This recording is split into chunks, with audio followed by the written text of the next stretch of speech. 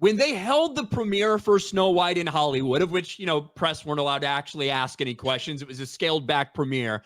But all the people that they invited out to this got kind of wined and dined and treated nice and got to take little pictures here and got to be part of the festivities. And of course, got to see the movie. And it was so shocking, so crazy, so different from every other Disney movie that comes out that, first social media reactions seemed like all the people that spoke about their experience at that premiere just had wonderful things to say about the movie, Jay.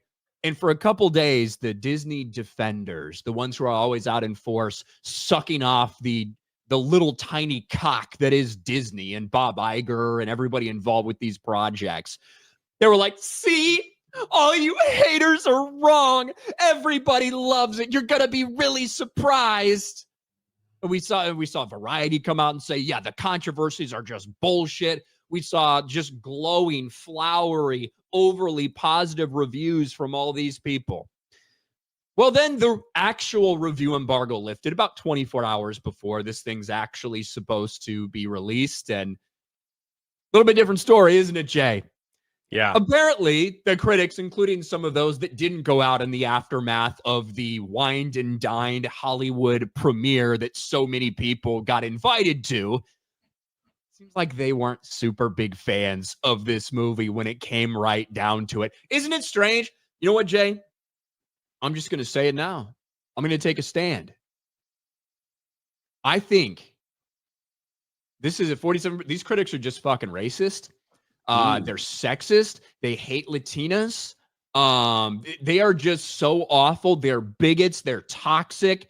How could they do something like this? I was told from these people that have been standing this and defending this from the beginning that if you think like this, you're part of the problem. How dare these critics give Snow White a 47% on Rotten Tomatoes? How dare they? It's quite telling, isn't it? Between the ones that called her a supernova that were allowed to release their review early when the rest of the people had to wait.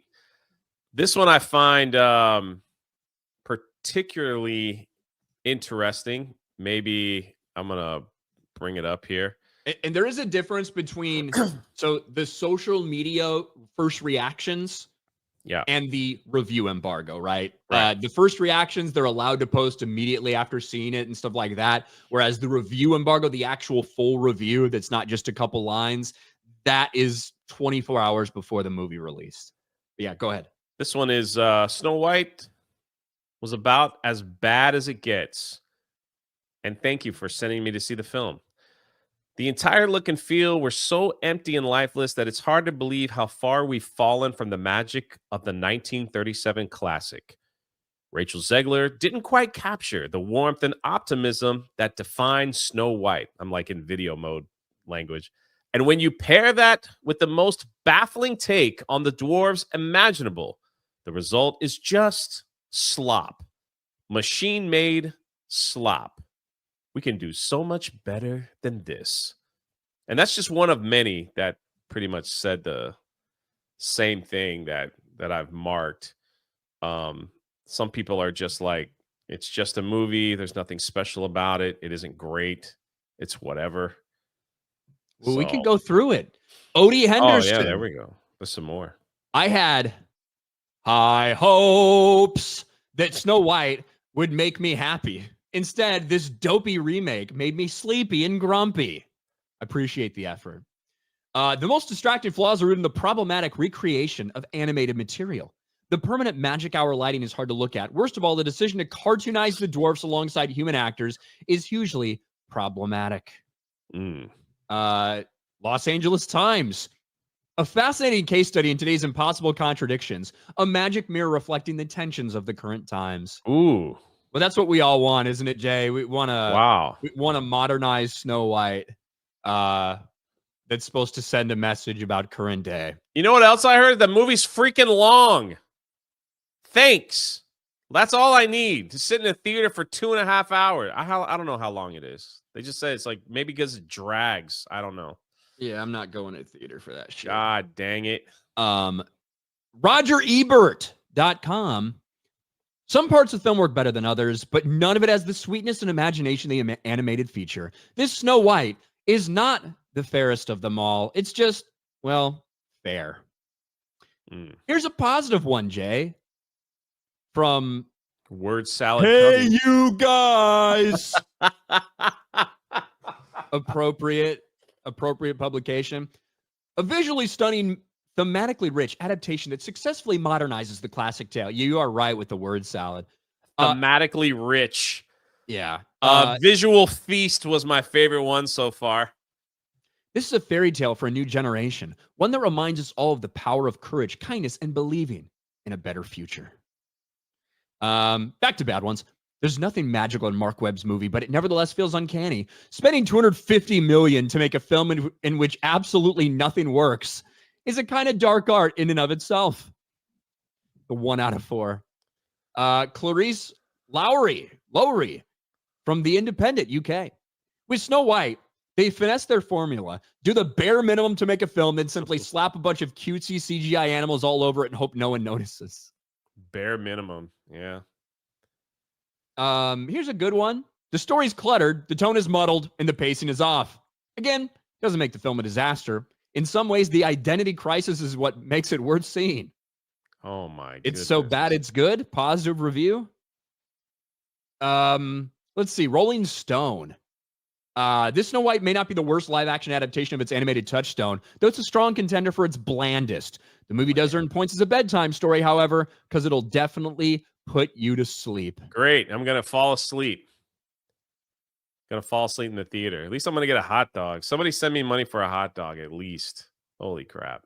Man, and all this is happening, Jay, as the box office numbers, which were tracking between 50 and 56 million, those have now dropped down to between 45 and 50 million in some cases, 45 and 55 million in others. All in all, Snow White is projected for $100 million worldwide opening. About 45 to 50 domestically, maybe a little more, and about 55 to 60 maybe internationally.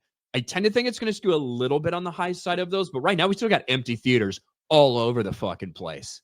And to put that in perspective, Little Mermaid opened to $163 million worldwide its opening weekend. Maleficent from 2014 opened to $175 million.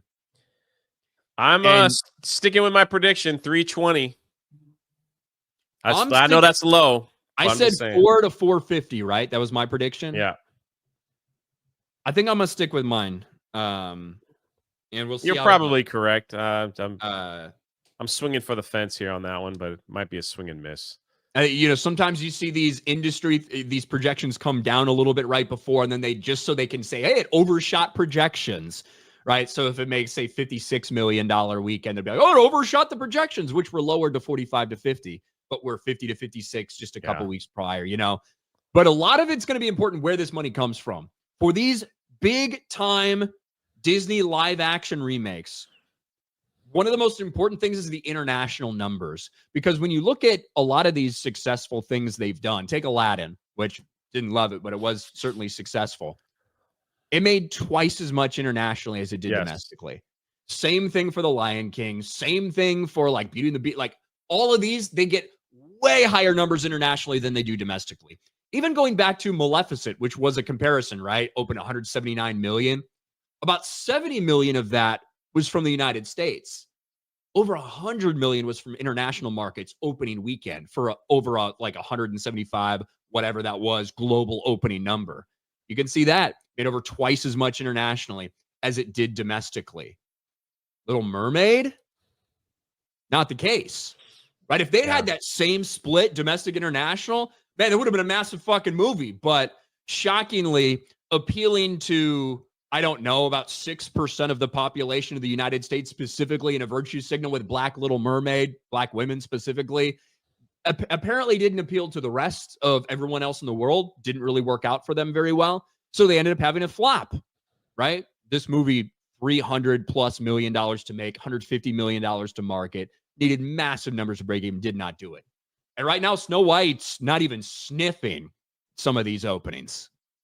That I listened to someone talk about this yesterday, and they were saying that it probably will do a lot better internationally because most people like, even though Zegler has come off and talked trash about Trump supporters and everything like that, like they don't care.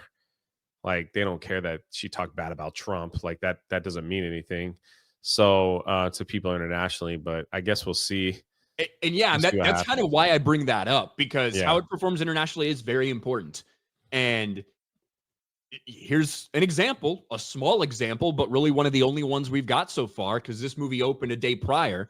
Speaking of Snow White, the live action remake starring Rachel Zegler and Gal Gadot had one of the lowest debuts for Disney blockbusters in Korea's box office, Oh, grossing there just you go. 154,000 on Wednesday opening day, including previews, with just 24,000 admissions.